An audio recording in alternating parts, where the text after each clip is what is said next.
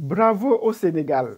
Oui, nous disons bravo au Sénégal. C'est un pays que nous aimons bien et nous suivons l'actualité dans ces pays. Même s'il arrive parfois qu'on tire un peu sur le Sénégal, ben c'est juste parce que ils peuvent nous décevoir par certains points. Depuis que le couple Sonko-Diomaye Faye sont arrivés au pouvoir, ce couple est arrivé au pouvoir, ils nous ont fait rire et ils nous ont fait pleurer. Donc, et nous allons nous focaliser plus sur ce qui nous font rire. Parce que nous, en tant qu'Africains, on a besoin de savoir que nos pays avancent. Que nos pays avancent. Donc, le Sénégal, tout récemment, a annoncé que l'armée française n'était plus la bienvenue au Sénégal. Mais jusqu'à tout récemment, jusqu'à maintenant, on trouve toujours les militaires français dans les tribunes. Quand le président Diomaye Faye fait le lever de couleur ou chante l'hymne national, on trouve toujours on trouve les militaires français dans les tribunes avec les tenues.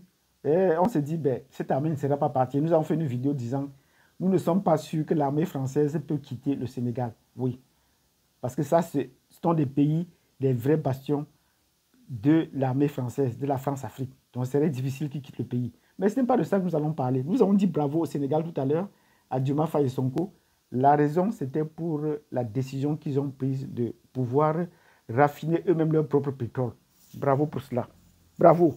La question du pétrole, on nous a souvent dit que en Afrique, le pétrole était une malchance. Oui, ben, en prenant cette décision, c'est déjà un changement de décor. Ben, ce n'est pas seulement au Sénégal que le pétrole doit être une opportunité pour le développement, également dans notre pays. Donc, si vous voulez savoir pourquoi est-ce que je le dis, dans le contexte sénégalais, également dans le contexte africain, mettez-nous des pouces, abonnez-vous, cliquez sur la cloche de notification et nous allons passer au vif du sujet qui est la question du pétrole au Sénégal, pour laquelle nous disons bravo à Sonko ou Diomaye Faye d'avoir pris cette décision. Donc nous entrons dans le vif du sujet.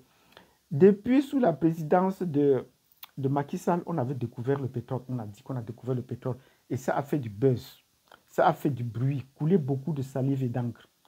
Parce qu'on s'est dit longtemps que le Sénégal était un pays pauvre qui n'avait pas de ressources. Voilà ce qu'on a donné. C'est pour ça qu'ils se lançaient dans les services.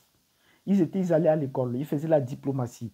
On les trouvait dans l'art, la musique, l'art, on trouvait cela. Voilà comment la France-Afrique a pu tourner. Ils ont en fait, sous Senghor, ils ont organisé le Festival des Alegres en 1966. Et depuis là, on est resté là. Donc, le Sénégal est entré plutôt, les Sénégalais étaient plutôt dans l'art. Parce que la France nous a souvent dit qu'on n'avait pas de ressources.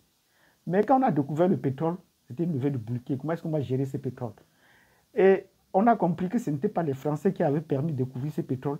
C'était par les Sénégalais, par les Chinois et par les nouvelles technologies qu'on a dit. Donc, le Sénégal dispose du pétrole et beaucoup de gaz. Au large de ses mers et beaucoup de poissons. Voilà tout ce qui va avec. Mais malheureusement, le poisson a été livré aux Européens, à l'Union européenne, pour rien. Parce que l'argent qu'on a prétendu que l'Europe devait verser au Sénégal, cet argent, on ne sait pas ce qu'on a fait avec. Mais en dessous des tables, on s'est encore plus enrichi, on s'est encore plus endetté. Donc maintenant, le pétrole a été confié sans marché, sans appel d'offres de marché. Macky Sall a décidé de livrer le pétrole aux Français, même sans qu'on analyse les marchés. Alors que les Français, les compagnies françaises Total étaient la plus chère pour exploiter le pétrole, on ne le trouvait pas. Ça a fait grincer beaucoup de dents. Et heureusement, le couple Sonko et Diomaye Faye sont arrivés au pouvoir. Et ils ont pris la décision de remettre tous les contrats fonciers à jour.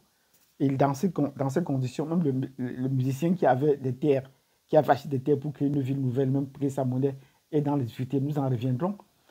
Ils ont donc décidé d'arrêter ce contrat de pétrole avec la France et de dire ils vont construire la raffinerie et c'est les Sénégalais qui vont raffiner le pétrole. Nous leur disons bravo. La Société africaine de raffinerie du Sénégal, nous allons faire des vidéos pour qu'on vous la replace dans le contexte africain. Quelle est la position du Sénégal dans la production de la raffinerie, surtout la raffinerie du pétrole? Parce que l'exploitation du pétrole, ça ne donne pas grand-chose, on a confié aux autres. Ben, il est plus question de voir comment raffiner du pétrole. Parce que là, il y a d'autres pays qui sont déjà entrés dans le marché international de raffinage de la raffinerie du pétrole. Donc nous disons bravo au Sénégal pour cela. Parce que là, ça va donner des emplois sur le terrain. Et en exportant, on exporte avec une plus-value. Donc nous leur disons bravo. Donc si vous êtes d'accord avec moi que le fait que le Sénégal décide d'avoir sa propre raffinerie de pétrole et de pouvoir raffiner son propre pétrole sur le terrain, mettez-nous des pouces et de nombreux pouces parce que c'est important de mettre des pouces pour Sonko et Diomaye Faye.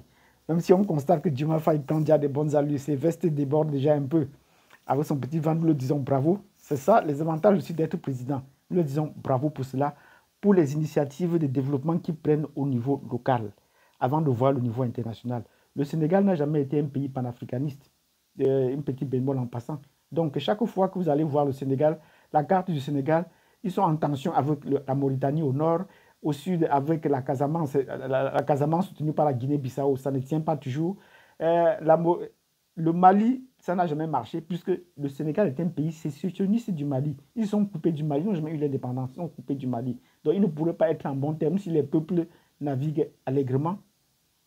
Donc ce n'est peut-être qu'avec la Guinée-Conakry que les relations... Donc vous voyez que le Sénégal n'est pas en bon terme avec ses voisins. Ajoutez à cela la question interne de la Casamance et avec la Gambie qui ne marche pas toujours. Donc vous pouvez... Mais ça ne gêne jamais les Sénégalais. Ça ne les gêne jamais puisqu'ils veulent améliorer leur image avec les Blancs, avec la France. Et voilà tout ce qui leur préoccupe dans la diplomatie. Voilà tout ce qui leur préoccupe. Mais pour ceci, nous leur disons quand même bravo.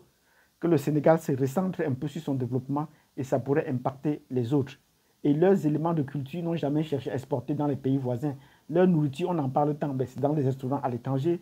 Leur musique, ça n'a jamais fait de buzz en Afrique, mais ça ne leur préoccupe pas, ainsi de suite. Donc, si vous avez apprécié cette vidéo dans laquelle nous disons bravo à Sonko et à Diomaye Faye d'avoir décidé donc, de revoir la question des terres et de pouvoir des terres illégalement vendues, surtout sur le